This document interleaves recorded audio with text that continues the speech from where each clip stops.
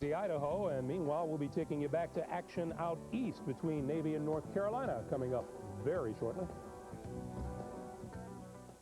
CBS Sports presents Pennzoil at the Half, sponsored by Pennzoil, specially formulated for today's stop-and-go driving. Stop, go, Pennzoil.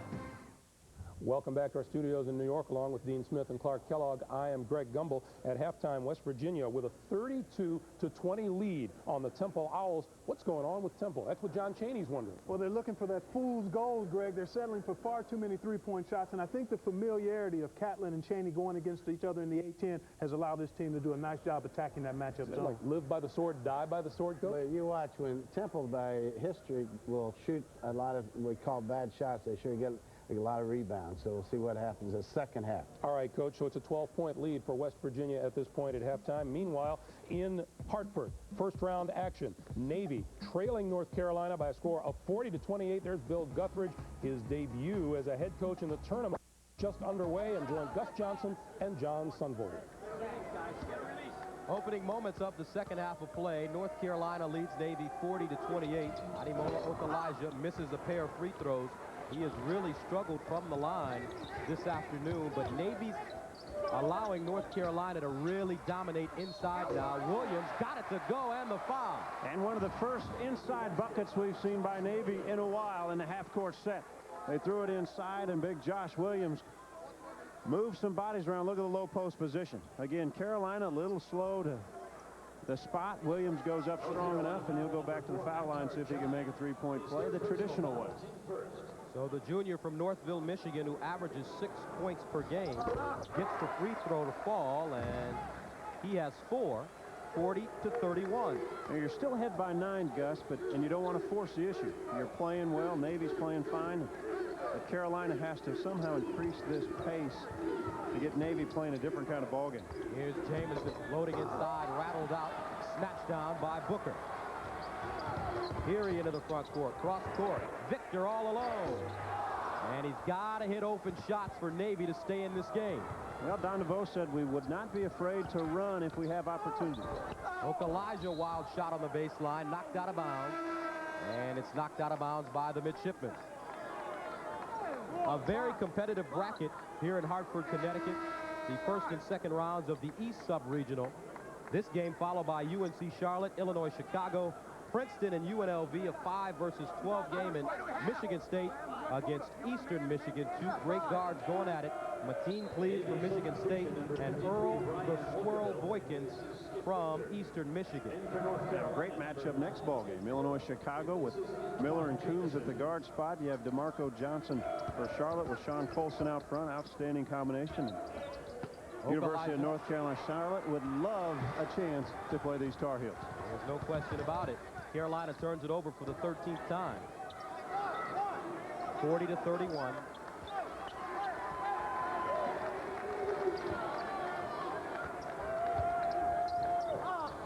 And a turnover as Slackey couldn't hang on inside. So North Carolina with a 40-31 lead, 13 turnovers is giving Dean Smith an upset stomach. Can you imagine what it's doing to Bill Guthridge?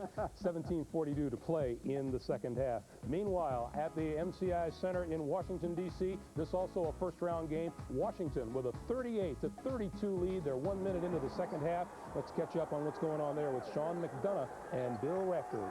Light it up. It extends their defense. Get a little energy right now. A little giveaway in the backcourt. Xavier foul committed by number 15. Third foul committed by Torrey Braggs. So foul troubles for Xavier, down by 4. Braggs has 3 and T.J. Johnson has 3. Washington trying to pull off an upset here in the first round. They're the number 11 seed. They led by 8 at halftime, but Xavier scored the first 4 points of the second half. Much better job pushing the ball up that time. McCullough inside. Washington's first bucket. You're coming with Lumpkin, just a little too tiny to have any impact. Trouble for Darnell Williams. Great hustle by Thalo Green to push the ball ahead, and it goes out of bounds to Xavier. McCullough giving it the all-out effort, huh? A nice play by Thalo, though, getting down on the floor. Xavier started to run some good offense. You can see here trying to push it forward, see if the big guy can get it. They call clipping in the Pac-10. Might have seen a flag on that play if they did. And Green definitely throws himself around the court, sometimes too much. He's had a lot of problems in his career. Sat out last season with a medical red shirt. He had an Achilles injury, poke in the eye, and that lingered. He had mononucleosis, also had a left knee injury. And right now he's playing with a jammed finger on his left hand, and he is a left-hander, as we've seen. He was just called for his third foul. They're starting to All right, so we will continue to keep you updated on that game. Washington with a 40-34 lead about 2 minutes into the second half. I want to remind you, coming up later on today as we continue in Game 2 of today's doubleheader, most of you will see ACC Power Maryland play Utah State. Other action, Illinois Chicago making its NCAA tournament debut against UNC Charlotte. Also in the East, 14th seed Richmond faces number 3 South Carolina, and out west number 2 Cincinnati will take on Northern Arizona. That's all coming up next. We'll take you to second half action, West Virginia and Temple. Temple's got to get their outside shooting in order. Back in a moment. Pennzoil at the Half has been sponsored by Pennzoil, specially formulated for today's stop-and-go driving. Stop, go, Pennzoil. Meanwhile, in the other East Region game in Washington, D.C., a much tighter game as Washington leads. West Virginia keeps the 11-point lead. Time now for the Microsoft Databank. In '84, Temple made its first NCAA appearance under John Chaney, and they defeated St. John's for the Owls' first tournament win since they were in the Final Four in '58. Today, John Chaney's club with a real struggle on its hands. On that held ball, the possession arrow pointing to West Virginia. So the Mountaineers trying to extend on their 11-point lead. Jones in the game, number 10. West swinging the ball into the corner. Gorey under pressure. Nice touch to Lewin. Lewin staying with it, and then he was fouled when he came down with the rebound. The foul is on Sanchez. Lewin put the shot up very quickly. He was the first to know that it was going to be a brick, that it was going to be off, so he went quickly to the offensive glass and got himself a second chance. But again, the ball movement, which has been constant all afternoon for, I should say all morning for West Virginia, has really hurt Temple. That's 3 team fouls on Temple here in the second half. 13.5 minutes left. They work for a perimeter shot. West Virginia operating out of the corner. That was Kearse, and he has 6. But you see the value of the penetration. When you penetrate, you force the zone to collapse. That allows you to kick it out to an open shooter, and Kearse able to knock that down. I'm really, really impressed with West Virginia and their plan of attack. Kearse is credited with a 2-point field goal, and he has 5 points in the game. The lead is 13. Showing absolutely no ill effects. And already Temple losing the patience, Greg. Yeah, settling again for the outside shot. I was about to say with West Virginia showing no ill effects of a 3-game losing streak that they brought into this tournament. Wadley controls. Broken Burrow with 20 to shoot. Wadley tries the 3, and they continue to take the easy one. Good point, the easy one. It's very, you can come down and get an outside shot anytime you want. But to have to work it around, move your body, set screens, that takes work, that takes effort. And right now, we're not seeing that from Temple, and I'm a little bit surprised by it. Offensive foul on Marcus Gorey. First foul on him.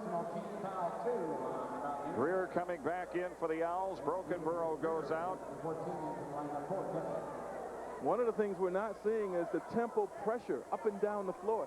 You know, it is that pressure that really keys their offense, and because of West Virginia's superb ball handling and spacing, it has not been a factor, that Temple pressure.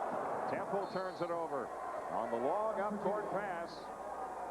It went out of bounds. Wadley unable to get to it.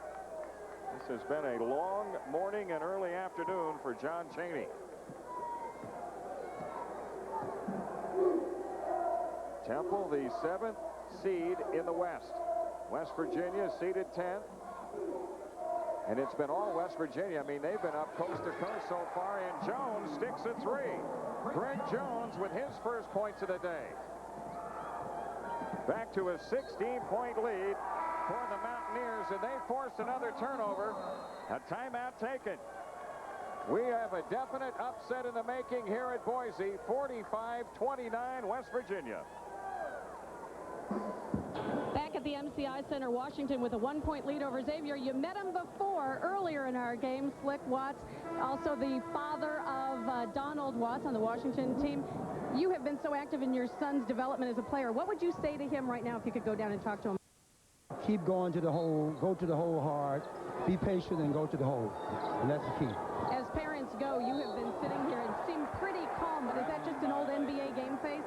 I got my game face on, but inside I'm burning up. I'm just eating up inside. I tell you, it's tough to watch. All right, thanks. Sean, you were wondering why there were so many empty seats around him. He was just saving one for me. Back to you. All right.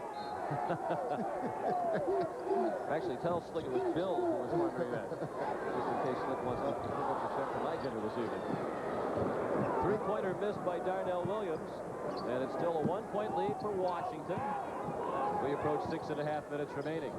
Sean McDonough, Bill Raftery, Andrea Joyce, the MCI Center, really filled up as the afternoon has progressed.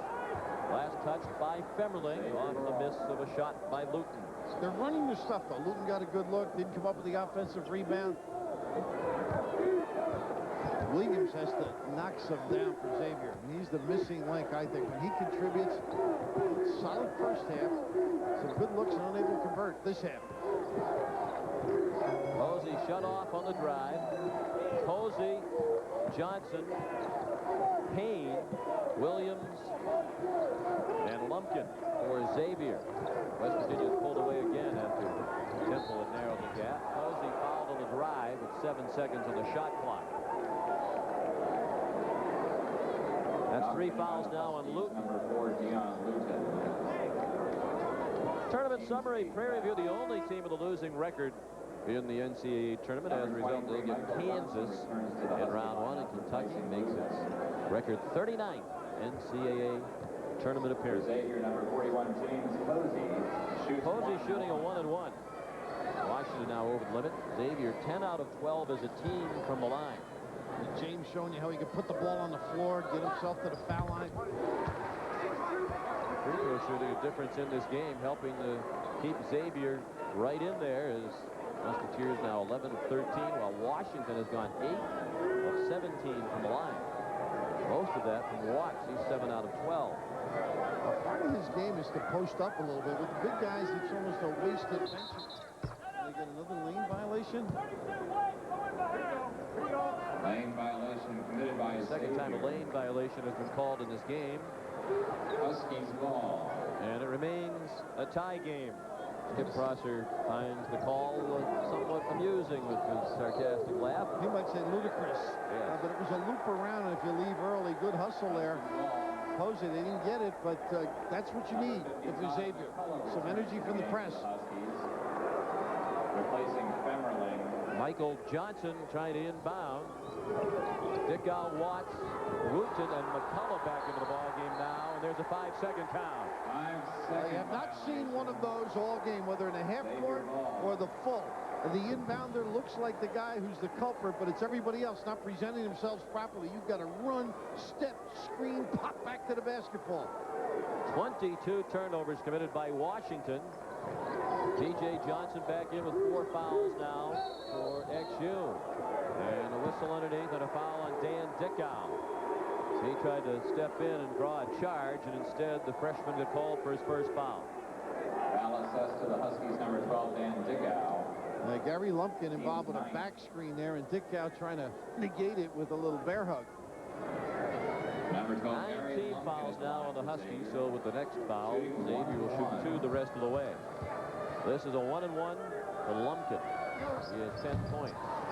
Missed the front end, and Wooten the rebound. Dribble drive. Watts always a threat with the basketball. As Slick would tell you. Yes. Dickow quickly underneath. McCullough goes to work on T.J. Johnson, who had to back off with 4 fouls, but McCullough missed a short one. And a foul on the drive. Dickow sensed that Darnell Williams was about to go by him. Dan bumped him and called for a second. And now it's the double bonus. 2 shots the rest of the way for Xavier. Xavier's trying to push the ball down before McCullough arrives on the scene. He's late on delivery on occasion. Getting to the rim, if he were back there, they wouldn't be able to drive to the goal. He's got to sprint. 14 points for Darnell Williams. There's the number 32, worn by his idol in college, Julius Erving. At UMass. He wanted to go to UMass, but the Minutemen didn't actively recruit him. They backed off. He saw other options and came to Xavier. There's the foul trouble. No one in the purple of Washington with 4 fouls.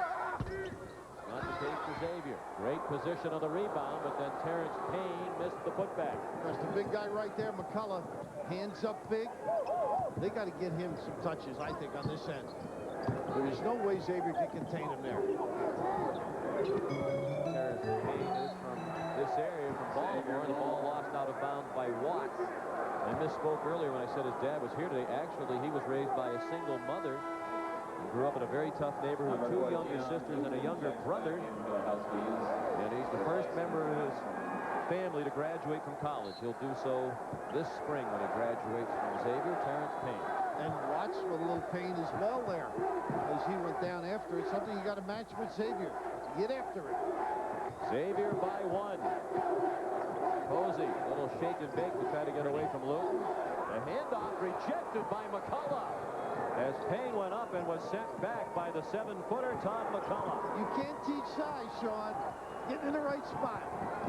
Dickow out of control, called for a charge. He went speeding down the lane, but steamrolled Darnell Williams, and that's 3 fouls in a relatively short period of time collected by Dickow. Now you can see McCullough there, not really elevating, but just the ability with the long wingspan. And Dickow, one of the things you have to learn as a freshman, McCullough gets that block, is you go by one person or one player. There's a lot of traffic in there. You got to jump stop, make a decision quicker. Number 32, Darnell Williams. Williams at the line with 15 points. McCullough, big number 50, in some ways resembles big country, Bryant Reeves. Was he mistaken at the Final Four where he was a volunteer? Back in 1995, McCullough helping out, working as a volunteer for the folks running the NCAA tournament. And he had people coming up to him and asking for his autograph because they thought he was Bryant Reeves. He signed 1 or 2 with Reeves' name and then decided that that wasn't really a great thing to do, and then he explained to folks that he wasn't big country. See, they look to sniff now. Payne on the big side. If the dribbler brings the ball, there's a trap, they'll take advantage. Nice show by Johnson. A little more physical on McCullough. Halo Green with the ball now. So it's the starting lineup back on the floor intact for Washington. Okay, they were just Posey. Look at this coverage. Helped out and got a hand on it. McCullough's going to start looking blue, green, if he doesn't get the basketball. Phalo, unable to convert, almost advertising that play. Shot clock at 8. 4:20 left in the game. Xavier by 3. Tough shot by Wooten. He had to take it, and he made it with Lumpkin defending. And that is the first basket of the game for Jan Wooten. He averages 6 points per ball game. Little duck behind gives the open jumper. Lumpkin missed the 3. Wooten dodged one there. So now Washington down by 1 can take the lead. Pretty spin out. Green threw up a tough shot, got his own rebound, and had it blocked out of bounds by Darnell Williams. He's pretty clever around the rim. Got some fancy footwork. Think he worked on that move, the old bank it off the backboard to yourself? 1 point lead for Xavier. Back in Washington, D.C., first round action of the East region, the number 6 seed Xavier with a real struggle against the 11 seed Washington. Both teams in the double bonus because the next foul against Xavier will create that situation. Full complement of timeouts, plenty to go around. The arrow points to Xavier. Key for Xavier is force McCullough out, let him touch it a distance from the basket, be physical with him. You may see dribble drives at the end if they can't get the entry pass. Shot clock at 8. Good help. Tried to go into McCullough. He wound up with it off the deflection. Williams, great effort. Unfortunately for him, it bounced back to the big guy. 16 for McCullough. Washington back up by 1 with 3:20 remaining. Braggs couldn't save it. Wow, not the kind of entry pass you'd like. Lumpkin pretty good as Gary didn't get the right angle. But this is just a fortuitous bounce as you see the help weak side. Something they've done well all day long. And Todd never jims it. Always up soft and gentle. Watch the green with Luton, Wooten, and McCullough. Watts, tough shot. He made it, rattling it in, going to his left. Boy, how tough was that one on the slide? Just held himself square long enough for the release.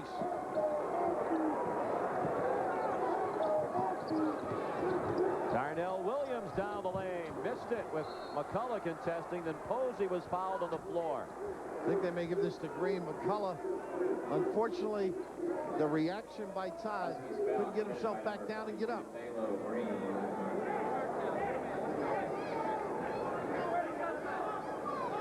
2:46 remaining. Washington by 3.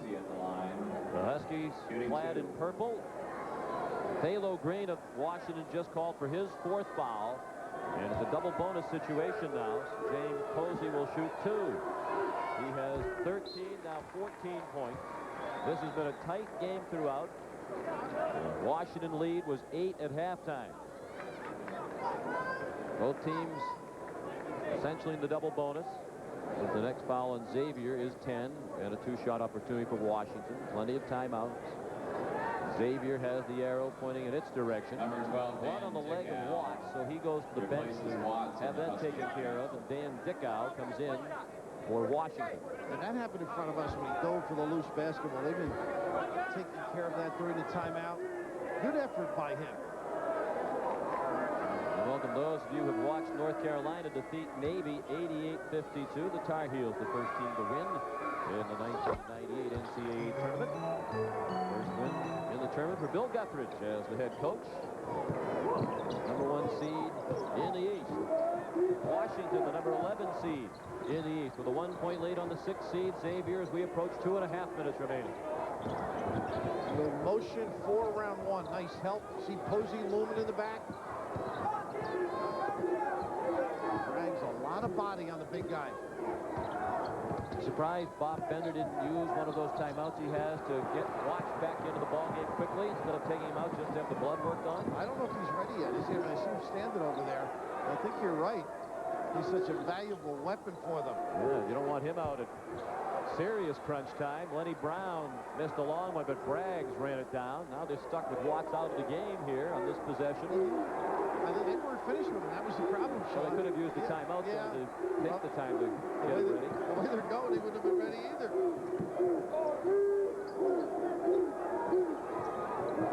15 on the shot clock. Brown missed a pull-up from the foul line. Out of bounds, last touch by Xavier. Bender getting him in now. Number 24, Donald. Here comes Donald Watts back in for the freshman Dickow. I mentioned how close this game has been. It's been tied on 8 occasions. There have been 9 lead changes. They had 1 5-second. Look at this help. Tough catch by Watts. And then a foul called and a reach-in on Lenny Brown, and he is fouled out. Oof. Boy, that's one they almost had. Good job defensively. A gamble pass. A different team without Lenny Brown running the show out there. He's their 2nd leading scorer for the season. He's their leading 3-point shooter. Xavier is over. Really nothing to go to here, Sean. I mean, just running to the middleman, the 4-man on the press, and they're very lucky to get it in and get to the free throw line. Brown fouls out. 10 points at Watts. Donald Watts at the Husky Kind of a tough day of the line. 7 out of 12. Shoots 2. There's his dad, Slick Watts, the former Seattle Supersonic, for those of you just joining us. Oh, and you do that with your brother, I'm sure. At his game, you know how a father feels. Makes him both. 3-point game. Xavier's best 3-point shooter is just fouled out. What a terrific game this has been to open the action here in Washington, D.C. A minute and a half to go, and a whistle for a holding call on Watts. And that is the right one, too. Posey tried to avoid. Very physical by Watts. Huskies number 24, Donald Watts. With a minute 29 remaining, Bob Bender's Washington Huskies, the 11 seed in the East, lead the 6 seed Xavier by 3. Watts just called for his second foul for the Huskies, and that sends Posey to the line. James has 15 points. He's one of the best free throw shooters in the Atlantic 10, 82%, number 3 in the conference. Two-lane violations. They should make sure that they stand still on the next one. 6 out of 7 now from the line today for Posey. The winner meets the winner of the game next year in Washington, D.C. In South Carolina and Richmond. Tonight, Indiana and Oklahoma, Connecticut and Fairleigh Dickinson. It's a 1-point lead for Washington. With quick inbounds, diffuse the press. Watts stepped on the sideline in front of the Xavier bench as he tried to get through that double team. They never stop it. I mean, the very good pressing team wasn't as effective all day long against Bobby Bender. His team showed great preparation. Xavier now with the timeout, a full one. Bob Bender's team just committed its 26th turnover despite the turnovers. The Huskies lead by 1 with 1:23 remaining in Washington, D.C.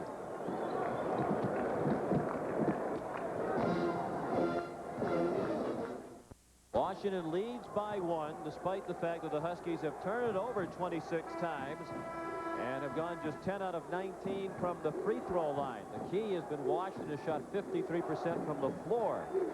That's Joe Prosser, the mother of Xavier coach Skip Prosser. Xavier with the ball, down by 1. Usually trying to get Posey involved. He has the ball now. Braggs on the court. Williams, Lumpkin, and Johnson. The ball kicked. They'll reset a fresh 35 for Xavier on the shot clock. Possession with a new shot Good clock. save, Sean, too, because Posey had a nice little dive to the box, present himself to the basketball. Mentioned Washington has shot 53% from the floor. Xavier 39%. The Huskies have won 33 games in a row when they've outshot their opponents. And they still have the lead as Lumpkin's 3 hit the rim and went over the backboard. I think you got to put it on the floor, get to the goal a little bit, or get Posey on the box. And there's the mom. Oh, the anguish.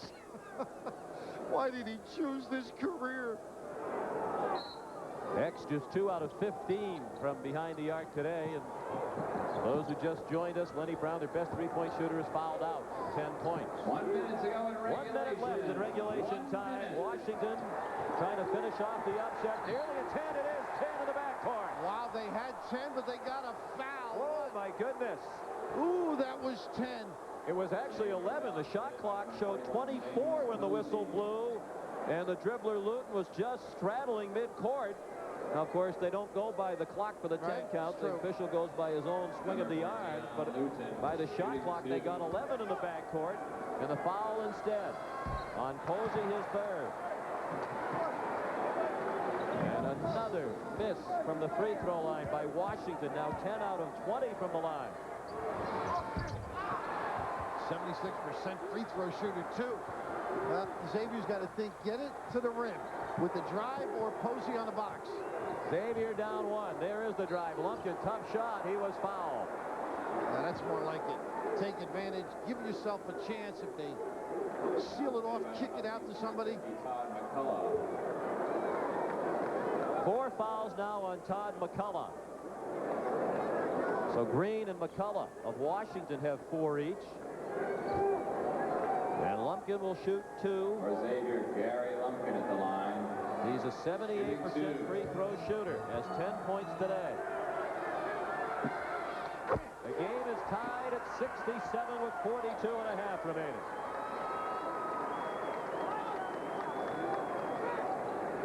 Washington, Bob Bender just signaled if he makes it, he wants a timeout. He's not going to permit his team to inbound and not be prepared for the press.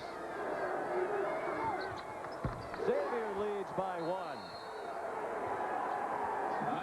The 2 misses at the other end, followed by 2 free throws made by Gary Lumpkin, the junior from Newcastle, Delaware. 42.5 seconds remaining. Timeout, Washington. Game of of the day here in Washington, D.C. has been a dandy. Back and forth all afternoon. Xavier with a 1-point lead over Washington. Both teams in the double bonus. Xavier with 2 timeouts left. Washington has 3. The arrow still in favor of Xavier. And it'll be Washington ball, down by 1 with 42.5 left. And what they're doing now is it's important where Posey plays. He's on the inbounder. He sometimes drifts off and doubles up. Here he comes, the double. And they got to step and go. And they may have a 5-second. They force the timeout. Boy, do they put some pressure. You've got to do it. They got a 20. You've got to do a good job running the baseline and timing it with the dive to the basketball.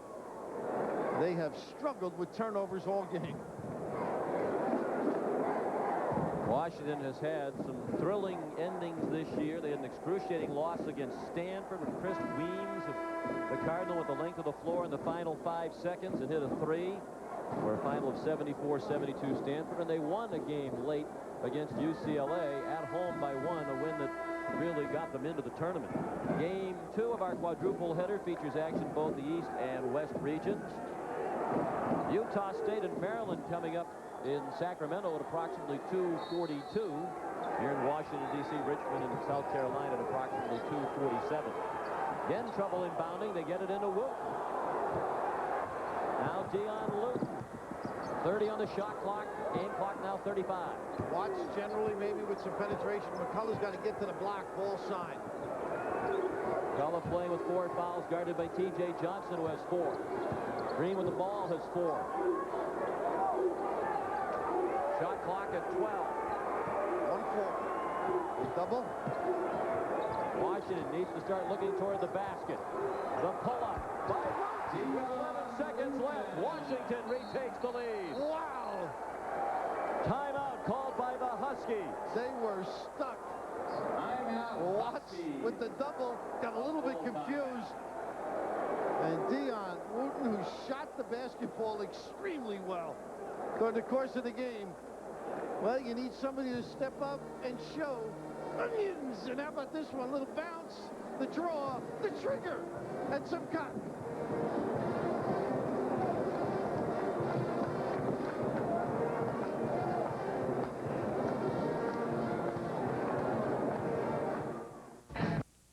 Timeout is about to end. Skip Prosser asked for a 20-second timeout, so he wants a bit more time to draw up the last second play. His team down by a point, leading the length of the court with 11.2 left. You'd have to imagine any play that he would draw up would start with Lumpkin penetrating. Now, I think the counter by Washington, because they put the 2 big guys in for that very reason, don't let him get in too deep. I would think if Fremerling comes out on the floor, his man should take it with the dribble. If that's Posey, it's ideal. All the prayers requested here on the Xavier side by the mom, but this is an extension of the floor by Washington. The quick push, there's plenty of time. You can run a set, nice screen, get Posey to the box. Xavier, the trendy mid-seeded pick to do some damage in the tournament, and all the pre-tournament prognostications hanging on for dear life now. Lumpkin, tough shot, well short, bobbled and caught by McCullough. He was out of bounds when he got it. He was out of bounds with 1.7 seconds left. Bob Bender wants a timeout. Xavier wanted one as well. And they charge the timeout to Xavier. Now they're all pointing at each other saying they wanted a timeout too. Charge it to them. We'll sort it out when we come back. Miss Prosser a little bit upset with the outcome, but the penetration, Washington went big for this very reason. Forced a tough shot and rebound, but unfortunately, as you'll see, that foot on the baseline, 1.7, plenty of time. Now we get another timeout. 20 called by Bob Bender. That's it for timeouts. Neither team has a timeout left. With 1.7 seconds left. And that's time to catch and shoot. It's time to lob. It's time to do a lot of things. You can actually bounce it once. They run a inbounds, both guys on each box, and they loop him out. Now, it's usually one of the bigger people, not Posey. Now, let's see how they set up. They got Posey on a wing. This is a different look on the inbounds. You may get Johnson with a little screen for Posey. Lumpkin inbound. Johnson right underneath the basket. The vision's going to be deterred now with the big guy on the ball for Lumpkin. Xavier down 1. They go right underneath. Shot blocked. Posey's follow blocked as well. And Washington wins. And the Xavier bench can't believe there wasn't a foul call.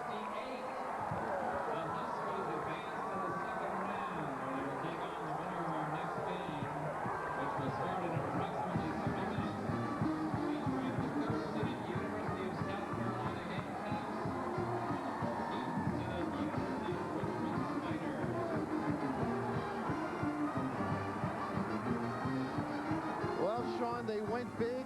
The gamble worked. Bob Bender, Femerling, and the big guy, McCullough on the floor. First, Femerling takes away vision, and then the big people underneath able to diffuse, and exultation on the one end. Skip Prosser, obviously dejected. Look at the coach. He never got up that high when he played.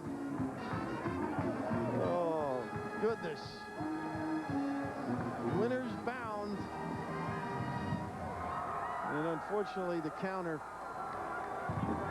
not a joyous moment. For Skip Prosser, who thought there was a foul. You could read his lips. Foul. There were 41 fouls called in the game, but not the one when the Prosser family needed it most. And Xavier, the 6th seed, is out in the first round. Washington, in the NCAA tournament for the first time since 1986, has its first win in an NCAA game since 1984, when they beat Nevada, Reno, and Duke before losing to Dayton in the Sweet 16 14 years ago. They'll have a chance to advance to the Sweet 16 if they can beat the winner of our next game, South Carolina and Richmond, coming up next in Washington, D.C. Tonight, Indiana and Oklahoma, Connecticut, and Fairleigh Dickinson. The Chevrolet players of the game, Dion Luton with the big shot to give the Huskies the lead to stay, with 11 seconds remaining, and James Posey, brilliant, leading the comeback for Xavier in the second half.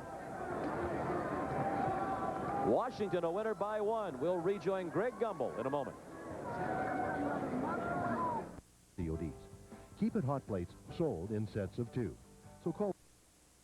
In the East, Utah State and Maryland coming up in Sacramento, and those of you awaiting Northern Arizona and Cincinnati in Boise, tip time will come at 2:57 p.m. Now, in Hartford at 2:43, tip time for Illinois, Chicago, and UNC Charlotte. If you're expecting to see Richmond and South Carolina in Washington, D.C., tip time about 1/2 hour from now. More March Madness coming your way, and we'll continue with it all right after this. CBS Sports exclusive coverage of the NCAA Basketball Championship is sponsored by Oldsmobile, Nike, IBM, and by the United States Marine Corps.